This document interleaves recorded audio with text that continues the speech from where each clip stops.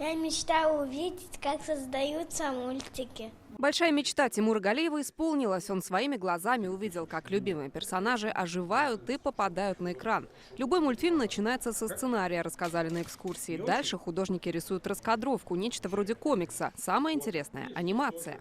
Его руки и ноги. Смотри, очень много всего. Мультипликаторы заставляют двигаться каждую деталь кадра. Фон, руки, глаза персонажей. Тимур смог наблюдать за сложным процессом. Побольше узнать о создании мультиков он загадал на Новый год.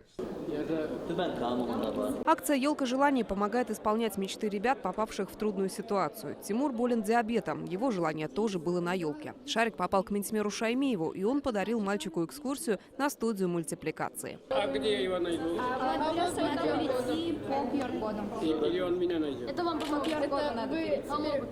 Мы покажем ему, как делаются мультфильмы. Мы покажем ему, как это делалось раньше, 100 лет назад, 50 лет назад. Восприняли с честью, как любое предложение, которое поступает от Ментимира Шариповича. И мы совместно с фондом Возрождения работаем над созданием сериала «Легенды Болгар». Это анимационный сериал. В этом году он, Алла Берса, выйдет. Смотри прямо в эту дырочку.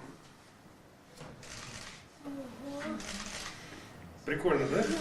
Тимура познакомили с историей анимации, как картинки заставляли двигаться, когда компьютеров еще не было. А еще мальчик попробовал сам создать персонажа из мультфильма, объединив в нем своих питомцев. У тебя дома есть животные? Да. Какие? Котенок, его зовут Симба. И еще собака, его зовут Хаули. И поэтому ты решил кота-пса нарисовать, да? Я бы хотела, чтобы такой мультик сделали. Когда я ему недавно сказала, что мне перезвонили и пригласили нас сюда, он прям скакал до потолка от счастья. Нам очень понравилась экскурсия. Благодаря Ментимиру Шариповичу Шаймиеву мы здесь оказались. Желание ребенка исполнено, ребенок счастлив, но мама тоже. На память Тимуру подарили красочные книги о Казани и героях татарских сказок. Лина Зинатульна, Рамзиль Гарипов, ТНВ, Казань.